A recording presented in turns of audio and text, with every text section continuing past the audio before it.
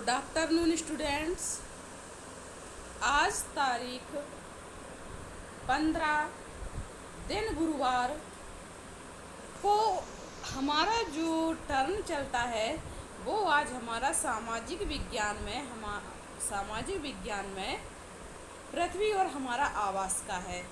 इसमें हमारा जो प्रकरण चल रहा है वो है हमारा तीसरा प्रकरण है और उसका नाम है पृथ्वी की गतियाँ।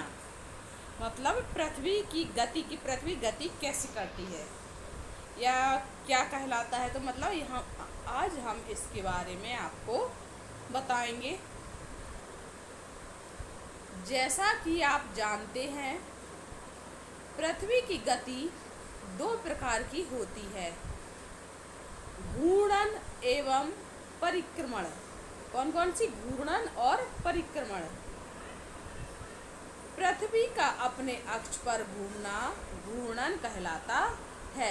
मतलब पृथ्वी जब अपने अक्ष पर, मतलब हमने आपको बताया था, हमने आपको एक ग्लोब बताया था, ग्लोब में एक नीचे सुई थी, तो वही होता है कि जो पृथ्वी अपने अक्ष पर घूमे वो कहलाता है घूर्णन। इसके बाद में आता है सूर्य के चारों ओर एक स्थिर कक्ष में पृथ्वी की गति को परिक्रमण कहते हैं। मतलब पृथ्वी जब अपने अक्ष पर घूमती है तो वो कहलाता है घूर्णन, और सूर्य के चारों ओर, मतलब अपने अक्ष पर घूमना, और जब वो सूर्य के चारों ओर अपने अक्ष पर ही, अपने कक्ष पर रहकर ही पृथ्वी की जो वो गति करती है या वो घूमती है सूर्य के चारों ओर, वो कहलाता है परिक्रमण। या हम दूसरे शब्दों में ये कह सकते हैं कि सूर्य के चारों तरफ परिक्रमा लगाना ही परिक्रमण कहलाता है, अपने अक्ष पर घूमना कहलाता है घूर्णन। फिर है अपना पृथ्वी का अक्ष एक काल्पनिक रेखा है जो इसके कक्षीय सतह से 66 सही 1/2 का कोण बनाती है।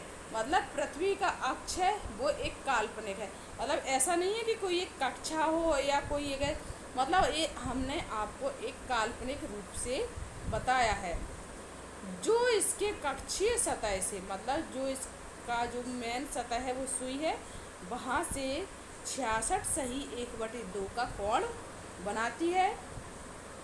वह समतल जो कक्ष के द्वारा बनाया जाता है उसे कक्षीय समतल कहते हैं। पृथ्वी सूर्य से प्रकाश प्राप्त करती है। किससे प्राप्त करती है? सूर्य से प्रकाश प्राप्त करती है।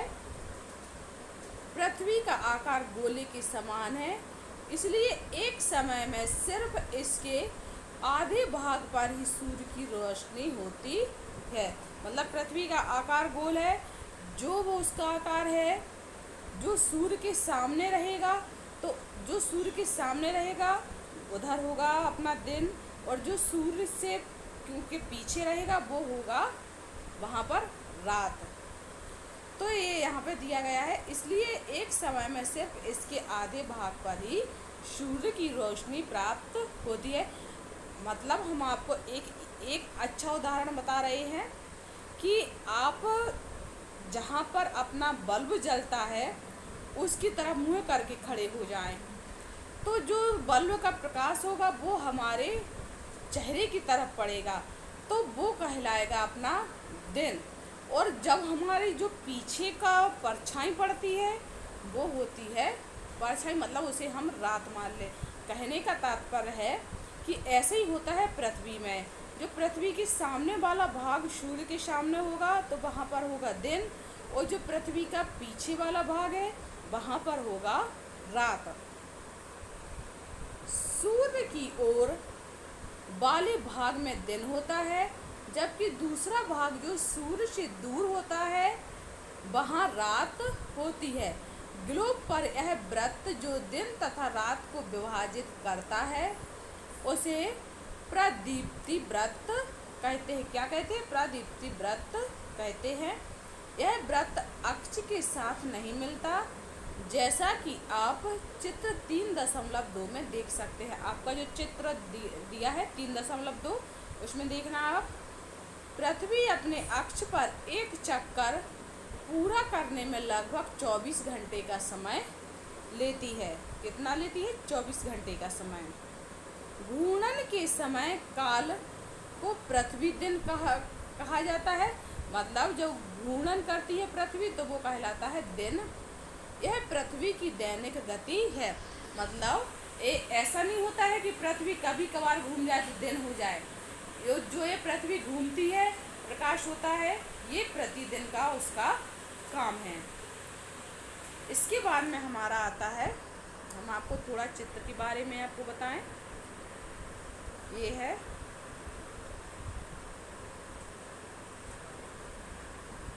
ये थोड़ा परेशान कर रहा है, आपको दिखाएंगे। ये है 3.2। ये देखो, ये हमारी पृथ्वी दी गई है। ये पृथ्वी है। ये ऊपर का भाग हमने बताया था, ये कहलाता है उत्तर ध्रुव, और ये नीचे का भाग कहलाता है दक्षिण ध्रुव। हम जहाँ पर रहते हैं वो आता है अपना दक्षिण ध्रुव में। तो देखो, ये है अपना सूर्य। तो सूर्य की जो ये सामने वाला भाग है, यहाँ पे है अपना क्या है? दिन। सूर्य की जो सामने है, ये देखो, ये दिन है। ये विषुवत वृत्त है, बीच में से जो लाइन है ये विषुवत वृत्त है। और जो इसकी जो ये पीछे वाला ये भाग दिया गया है, ये यहाँ पे सूर्य का प्रकाश नहीं पहुँच रहा है, तो ये है रात। तो ये बताता है पृथ्वी का मतलब घूर्णन, दिन और रात का होना। इसके बाद 3.1 है पृथ्वी के अक्ष का झुकाव तथा कक्षीय समतल। तो ये देखो, ये दक्षिण ध्रुव है, ये उत्तर ध्रुव है, और पृथ्वी के कक्षीय समतल पर लंब। ये देखो, ये बीच में जो पॉइंट बना है ये कहलाता है पृथ्वी का कक्ष। ये कर्क रेखा है, ये है उत्तर ध्रुव में। मकर रेखा है, ये देखो, ये इधर से गई है बीच में से, और ये जो विषुवत वृत्त है ये बीच में से अपना लाइन ये बनी हुई है। ये सब हमने काल्पनिक रूप से मान करके बताया है आपको समझने के लिए। ओके, इसके आगे का हम आपको अगली वाली वीडियो में बताएंगे। ओके।